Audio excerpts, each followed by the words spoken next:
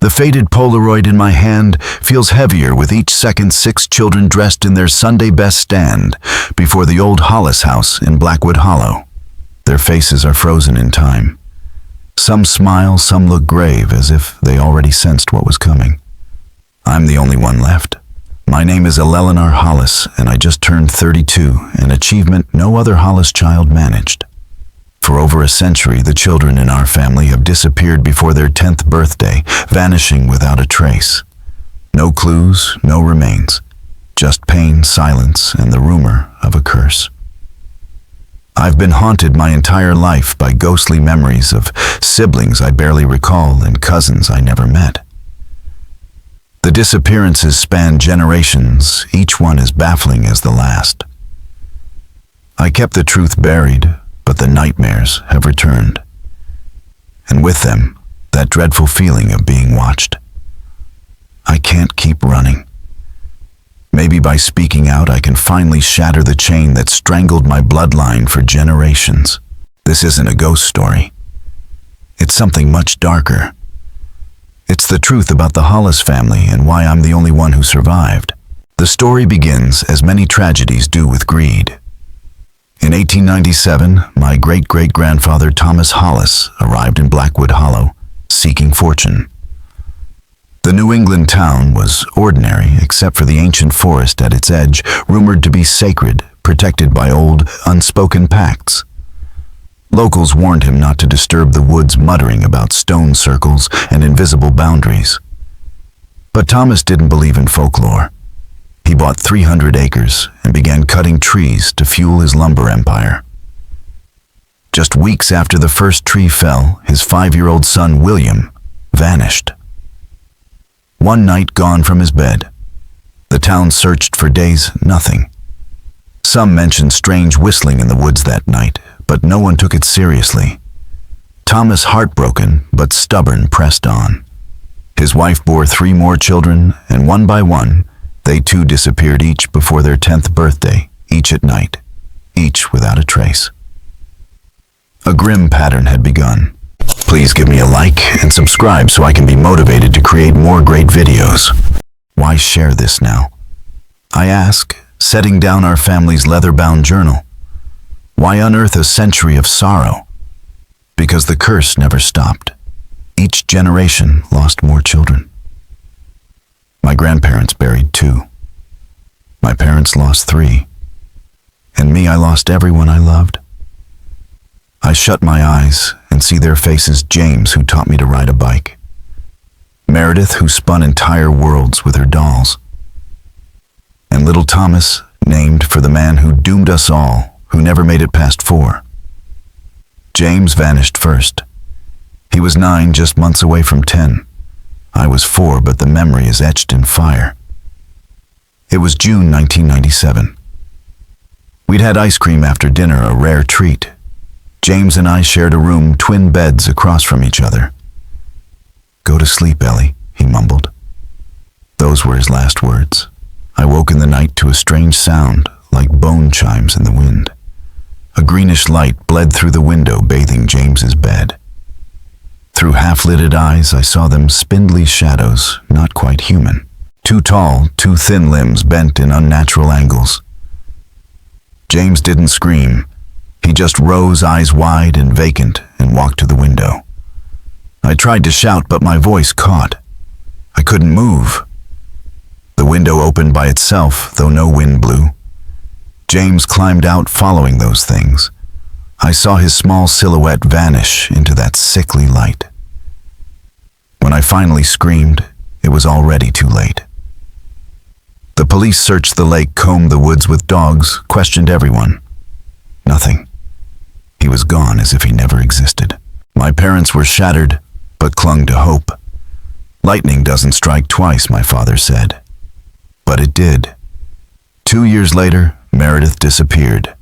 She was 7, full of wild curls and even wilder dreams. After James, my parents fortified our home. Alarm sensors, a guard dog named Rex. It changed nothing. The night Meredith vanished, everything in the house failed. Lights, alarms, even the flashlights dead, Rex was found hiding, trembling in the laundry room.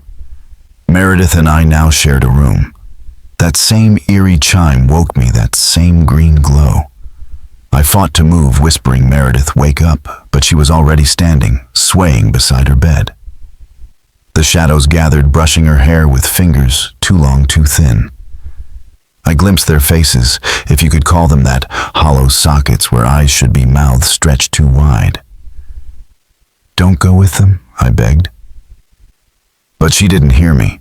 Free from the strange paralysis, I threw myself toward my sister, but slammed into something invisible like a wall of icy glass.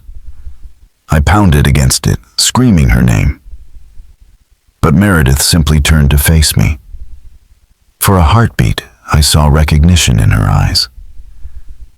"They say I have to go, Ellie," she whispered, calm in a way no child should ever be. "They've been calling me for a long time." Who's calling you?" I cried, fists striking the unseen barrier in desperation. Meredith only smiled, a soft, distant expression that didn't belong on a child's face. "The Whistlers," she said. "They live in the in-between places. They've always been watching us." Then she turned, walked to the window, which opened soundlessly, and stepped forward into the waiting shadows. They wrapped around her, and together they vanished into the night. By the time my parents rushed in, responding to my screams, Meredith was already gone.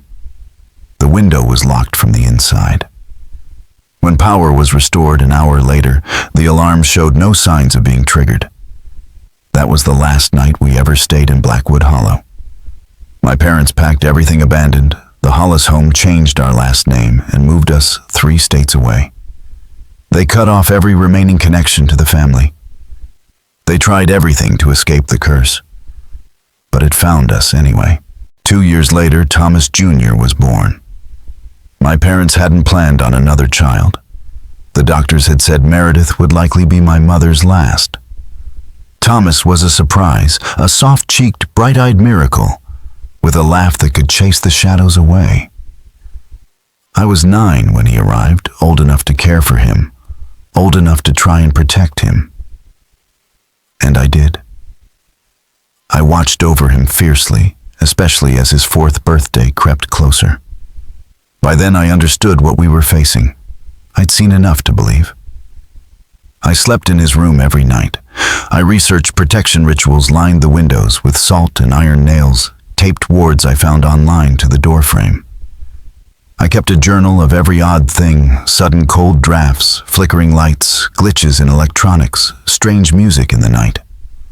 I swore I wouldn't let him vanish like James or Meredith, and for nearly 4 years, it worked. Thomas grew up safe, vibrant, full of curiosity and wonder. He loved dinosaurs, could build castles out of blocks that rivaled cathedrals. But then, 3 weeks before his 4th birthday, I caught pneumonia. It hit fast and hard. After 2 days of trying to care for me at home, my parents took me to the hospital. I begged them not to leave Thomas. I told them everything about the curse, the Whistlers, the nights they came. But they chalked it up to fever delirium. "Thomas is fine," they promised. I spent 5 days in that hospital bed, dread gnawing at my insides. When my parents finally arrived to bring me home, their faces told the story before their mouths did. Hollow eyes, ashen skin. They didn't need to say it. Thomas was gone. Vanished from his room 3 nights earlier. Doors locked, windows sealed. The new security system, motion-activated cameras, useless. The footage cut to static for exactly 3 minutes. When it returned, his bed was empty. "I'm not telling you this to turn tragedy into spectacle," I say into the camera, wiping tears I hadn't noticed. "I'm telling you because I need to understand. Why was I spared? Why am I the only one left?" I pause, steady myself. Why, out of every Hollis child in 5 generations, did I survive? After Thomas, my parents were never the same. My mother took her life 6 months later. My father drowned in alcohol until one night when I was 16, he drove off the road and died. They called it an accident. I never believed that. I was placed in the system foster homes, temporary families, until I aged out. I put myself through college, built a career, created a life that looked normal to outsiders. But the questions followed me. The dreams never stopped. Why was I different? Was I truly spared, or had they just not come for me yet? I spent years digging into the past, tracing our family history through yellowed documents, birth certificates, death records, news clippings, every scrap of paper that mentioned a disappearance. I mapped it all, searching for the answer buried in the shadows. Exceptions. That's what I'd been searching for, outliers in the pattern, tiny cracks in the curse that might reveal how it worked or why it chose some and spared others. There was a pattern, yes, but it wasn't exact. Some generations lost every child. Others lost just one or two. A few children vanished at age 2. Others made it right up until days before their 10th birthday, as though something were playing with the family's hope. But one detail stood out across the board in every generation. The disappearances started after a child had interacted with something in the woods behind the original Hollis estate. James had gone mushroom hunting with our father the week before he vanished. Meredith had said she heard singing in the trees behind our backyard. Even Thomas, though he was born after we moved, had wandered to the forest's edge during a visit to my grandmother, babbling to someone only he could see. "There's something in those woods," I whisper. "Something that's been watching us. And something that takes the ones who can see it." That was the question that tormented me had I never seen it. Or had it never seen me? 2 months ago, a letter arrived from a law firm in Blackwood Hollow. My great-aunt Judith, the last Hollis to live in the family home, had passed away at the age of 94. To my shock, she had left everything to me: the house, the land, and what remained of the family fortune. I hadn't known her well. She was a recluse, a widow without children, and we'd never spoken in person. But after I was orphaned, she had sent me birthday cards with small checks every year. Now I wondered, had she known something all along? Something about the curse she hoped I'd uncover. I made the decision to go back. If I ever hoped to understand what happened to my siblings, to all the Hollis children, I needed to return to where it began. The Hollis house sat at the end of a long, winding driveway, half hidden by massive oak trees. A towering Victorian relic, made of weathered gray stone 3 stories high, with a slate roof and too many windows, it gave the impression of being alive. It had aged, but not fallen. Maintained, preserved, as though the house itself refused to be forgotten. I arrived on a Tuesday in early October. The real estate agent seemed eager to hand me the keys and go muttering something about another appointment. As his car disappeared down the drive, I stood alone, the silence heavy around me. Inside the house was exactly as I remembered. Dark wood paneling, ornate moldings, antique furniture swathed in white sheets like shrouded spirits. The air was thick with dust and polish, and something else. Something older, earthier. I spent that day reacquainting myself with the house. The library with its towering shelves. The conservatory still flooded with filtered light despite the grime. The dining room long silent, yet echoing with imagined conversations. But as night fell, I felt an undeniable pull toward the 3rd floor, toward a small room at the end of the hall that had once belonged to Judith. It was sparse, just a narrow bed, a wardrobe, a writing desk. But the walls... The walls were covered in clippings, photos, handwritten notes, all connected with red string in an intricate web. Judith had been investigating the curse. She had documented every case, every child, every whisper of lore. Interviews with locals, legends passed through generations, consultations with paranormal experts, it was all here.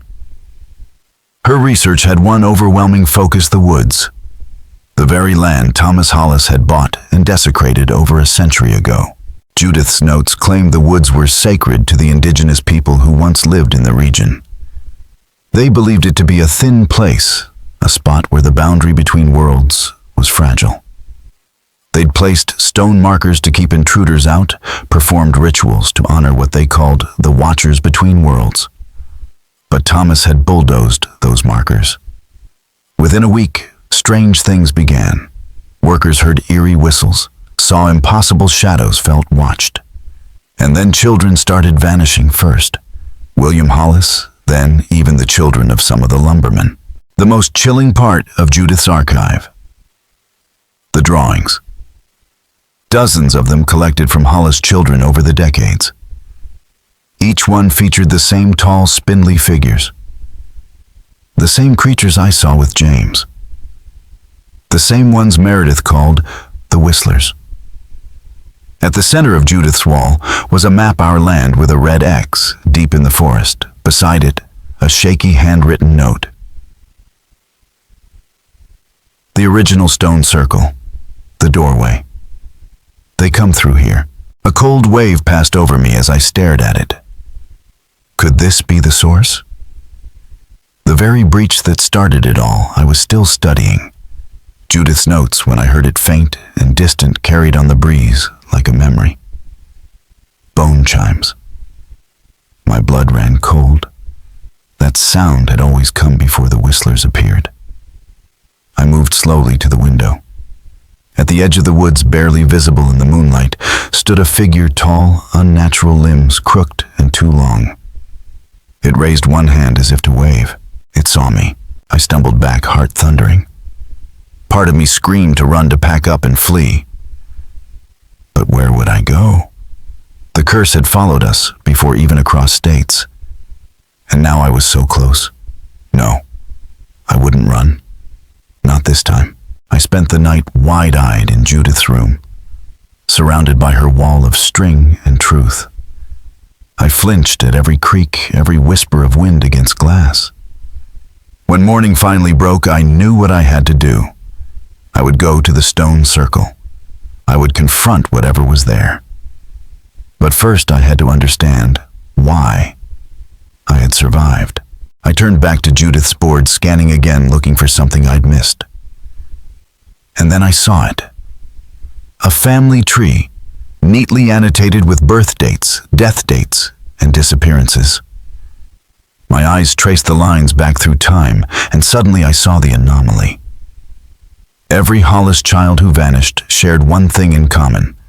They were direct blood descendants of Thomas Hollis. Every single one, except me. My hands shook as I grabbed my phone and opened the old photo album. There, among the few pictures I had left of my family, was one that overlapped with our own in rare, unpredictable moments. Judith called them interlopers, entities that existed just beyond perception, observers, takers, beings with their own rules. They weren't evil exactly, at least not in the way we define evil. But they fed on something: attention, fear, maybe even memory. And for over a century, the Hollis bloodline had been their feast. The last photo I'd salvaged after my parents' deaths had been taken on my 4th birthday. In it, my father held me while I grinned at a cake shaped like a butterfly. Something had always felt off about that photo. I'd chalked it up to grief, to memory playing tricks. But now, as I zoomed in on his face and compared it to the portrait of Thomas Hollis hanging in the hall, I saw the truth. There was no resemblance, not even a hint. I wasn't his daughter. The truth I whispered to the camera was simpler and more devastating than I ever imagined. I wasn't spared because I was protected or chosen. I was spared because I wasn't a Hollis. My voice trembles. Not by blood. The signs had been there all along. The arguments I'd overheard after James vanished. The way my mother avoided my gaze after Meredith disappeared. That one offhand comment from a great uncle at a family reunion. Doesn't look much like her father, does she? It hadn't meant anything then. But now it echoed. I had been carried into the Hollis family under false pretenses. My mother's secret. My siblings' curse.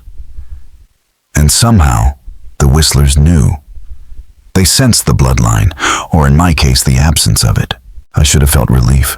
I wasn't marked. I wasn't destined to disappear. But instead I felt guilt. Crushing, aching guilt. Why me? Why had I lived when James Meredith and Thomas had not? Why had I been allowed to grow up while they were stolen into silence? But alongside the guilt came something else. Clarity. Purpose. I was the one person who could enter the woods and walk out again. I was the one who could search for answers and maybe bring back something more. The next morning I left before dawn with Judith's map, a backpack of essentials, and a resolve hardened by truth. The October air bit at my skin, but the sky was clear and the forest glowed with fiery reds and golds. Under different circumstances, it might have been beautiful. I followed the faint trail through the trees, moving deeper with every step. The farther I went, the older the forest seemed, giant trees with twisted roots or trunks mottled with age. The underbrush gave way to moss, soft and soundless underfoot. The woods fell quiet. No birds, no insects. Just the rustle of leaves in my wake. And even that grew still. After nearly 2 hours, I reached it. A clearing quiet as a held breath. In the center stood a circle of stones, short, weathered, unremarkable at first glance, but arranged in a perfect ring 20 feet across with a flat altar in the center. They vibrated with a subtle pulsing energy. Not noise, not movement, just presence. I stepped carefully into the clearing, consulting Judith's notes as I moved. According to her research, this stone circle had been placed here by the region's original inhabitants, markers she wrote to warn others away from the threshold. Most of the other circles had been destroyed by Thomas Hollis during his lumber expansion. But this one had survived too far too deep, and now forgotten. Symbols had been carved into the stone spirals, intersecting lines and angular figures eerily similar to the Whistler's silhouettes. The altar at the center was stained. Old, dark, and unidentifiable. I circled the perimeter, snapping photos, cross-referencing notes. Judith had connected the disappearances to celestial alignments, specific configurations of stars and planets when the veil between worlds grew thin. I checked her chart, then looked at my phone. The next alignment was tonight. Panic fluttered in my chest. Every instinct screamed to run. But this might be my only window to uncover the truth. If I walked away now, I might never know. And so I stayed. As the sun dipped low, I set up camp just beyond the circle. I had food, water, a flashlight, and a camera. Whatever happened tonight, I would capture it. The hours crept past in silence. I reread Judith's notes over and over. She didn't think the Whistlers were ghosts or demons. They weren't spirits of the dead, she wrote. They were something older, stranger, interdimensional, she called them.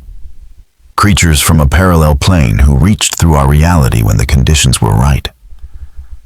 They weren't malicious in the traditional sense, but they took. And they never gave back. And tonight they might come again. Then why keep coming? I asked, my voice steadier than I felt. Why keep taking them? The Whistler tilted its head, the motion slow and unnatural. The debt was never ours to forgive. It said the words dry and hollow like wind through a mausoleum. The cycle sustains itself. The blood calls. The changed ones answer. A chill spread through me. Judith had been right. The Whistlers weren't just taking Hollis' children, they were remaking them, molding them into vessels that walked the boundary between worlds. And when the alignments returned, when the veil thinned, it was the transformed who came back. Not the Whistlers themselves, but those they had claimed. James, Meredith, Thomas, they weren't gone. Not truly. Not if what the Whistler said was true. Are they here? I asked. My siblings, are they with you? There was a long silence. Then the creature moved aside, gesturing with one long, impossibly thin arm. From the shimmering veil within the stone circle, 3 more figures stepped forward. Smaller, slighter. Their bodies twisted like the others, their limbs too long, but there was something achingly familiar about them. A tilt of the head. The way one of them shuffled their feet.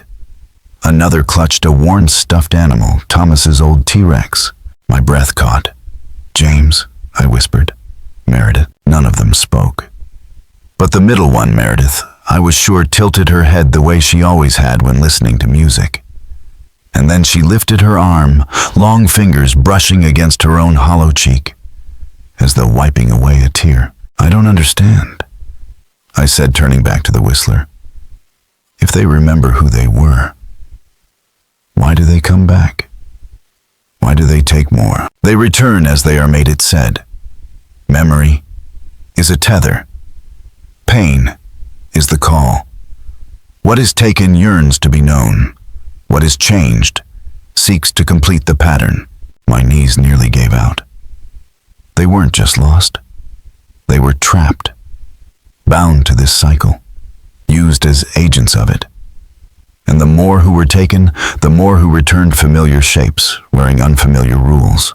"There has to be a way to stop it," I said. "To break the cycle." The Whistler said nothing. The transformed children stepped back into the veil. The circle shimmered once more, and then, without another word, they vanished. The chimes fell silent. The air stilled. The forest was just a forest again. I stood alone at the edge of the stone circle, my flashlight flickering in the darkness, my camera still recording. This time I had answers. Terrible ones, but answers nonetheless. And now, I would make sure the world heard them. Notes sealing the doorway required more than just placing the final stone. It required intention, a deliberate act of closure, a ritual that re-established the boundary between worlds and honored the covenant that had been broken. I arrived at the clearing at twilight, the last sacred stone wrapped tightly in cloth and pressed to my chest. The air buzzed with tension, as if the forest itself was holding its breath. The circle stood just as before, unchanged, yet somehow different now. The weight of possibility hung over it. I stepped into the clearing, heart pounding, and moved toward the flat altar at the center. Following Judith's final entry, I placed the last sacred stone at the heart of the circle. For a long moment, nothing happened. Then a low vibration pulsed beneath my feet. The stones began to glow faintly, each carving lit from within by a deep, steady light. Not the sickly green of the Whistler's presence, but something warmer, older, as if the forest were remembering a long-forgotten song. I spoke the words Judith had written down, her best translation of the phrases passed down through tribal oral history. They were awkward in my mouth, ancient syllables of a language I didn't understand. But I spoke them with sincerity, with grief, with hope. When the final word left my lips, a deep, echoing tone resonated through the clearing, and the air shimmered once more. But this time, instead of opening it, folded inward, like a curtain drawing closed. The veil sealed, the doorway closed, and with it, the curse ended. There were no whistlers tonight, no bone chimes, no green light, just silence, pure, blessed silence. I stood there for a long time, unsure of what I felt: relief, sadness, peace, maybe all 3. The children were gone. My siblings, James, Meredith, Thomas. They couldn't be brought back. They had become part of something beyond comprehension. But they wouldn't be joined by others. The debt was paid. The cycle was over. When I returned to the Hollis house, the morning light filtering through the trees felt different, less oppressive. The rooms felt empty, yes, but no longer haunted. I packed up my belongings, leaving Judith's research carefully organized on the desk, just in case someone ever needed to know the truth.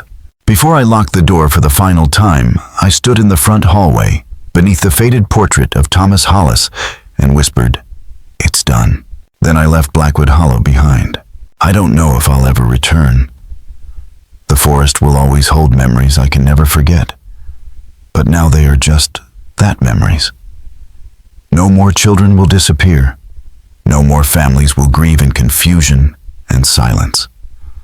I had broken the chain that bound us. I wasn't a Hollis by blood, but in the end, maybe that was what made me strong enough to save them. Not just my siblings, but all the children who might have been taken. And somewhere in the quiet spaces between worlds, I hope James Meredith and Thomas are watching. I hope they know they weren't forgotten. I hope they know they were loved. Researching the ritual took days of careful study. Judith's notes were detailed, but old and in places cryptic. What I needed was a ceremony to be performed at moonrise on the night of the next alignment, exactly 2 weeks after my encounter with the Whistlers. I followed every instruction added in my own instincts, where the details were vague and prepared with obsessive precision. On the night of the ritual, I returned to the stone circle deep in the woods, carrying the final sacred stone, and the tools Judith had listed: salt iron filing sage and a small vial of my own blood. The forest was unnaturally quiet as I approached the clearing, the trees looming like watchmen. The ancient stone stood unchanged, but the air buzzed with energy. Something was building. The moment before a lightning strike. A held breath between worlds. I began the ritual exactly as instructed, casting salt and iron around the circle in a precise pattern, burning the sage and whispering the invocation Judith had translated from an indigenous source. As the moon crested the horizon and silver light spilled across the clearing, I stepped forward and placed the final sacred stone on the altar. Then I let 7 drops of my blood fall onto its surface. At first nothing, then a shift, subtle but unmistakable. The stone pulsed with light. Not the cold green glow of the Whistlers, but something warm, golden, alive. The light spread, leaping from stone to stone, until the entire circle glowed like a constellation laid upon the earth. The air shimmered, bending and curling like heat rising from asphalt. But this time, the distortion didn't widen. It collapsed inward, like a wound healing. A door closing, and from that closing space a sound arose, a chorus of whistling.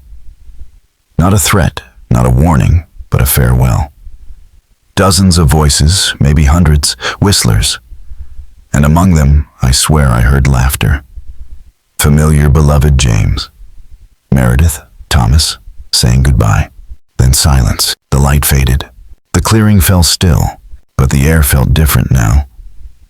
No weight pressing against my chest, no shadows looming behind every breath. Peace. Completion.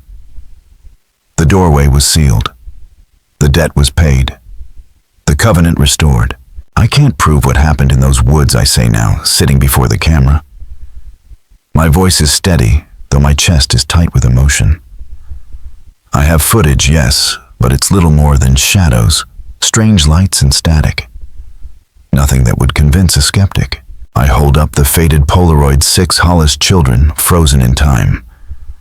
My siblings, my cousins, all gone. I couldn't save them. I couldn't bring them back. But I made sure they were the last. No more children will be taken. Not from Blackwood Hollow. Not anywhere. I meet the camera's gaze, unwavering. The Hollis family curse is broken. The Whistlers are gone. The door between our world and theirs is shut. But even now, after all that, there are nights when I hear it. When the full moon is high and the wind stills. That distant, delicate sound, bone chimes carried on the breeze, not threatening, not hostile, just mournful. A whisper of what was, a reminder. I live in the Hollis house now. I've filled it with light, warmth, and new beginnings. And I've begun the adoption process. There's an 8-year-old girl who needs a home. The social worker had her doubts, understandably. Every child in the Hollis family vanished before age 10, she said. Except me, I told her, and I smiled. This house will echo with laughter again. Children will grow here, live here, thrive. That is my promise to James, to Meredith, to Thomas. That's how I honor them. I reach forward to turn off the camera, but pause. If you're watching this, I say, my voice softening, and you've got strange stories in your family, unexplained losses, old secrets, whispers of curses, don't dismiss them. Don't laugh them off. I lean in closer. Some debts must be paid. Some covenants must be honored. And some doors should never be opened. A final breath, a final warning. And if you're ever in the woods at twilight, and you hear something bone chimes on the wind, high, melodic whistling through the trees, run. Don't look back. The camera clicks off. But from deep in the forest, soft and distant, comes the sound of whistling. Inhuman, unmistakable, and not quite gone. Thank you all very much for watching my video until the end. I sincerely appreciate it, and I look forward to seeing you in the next video.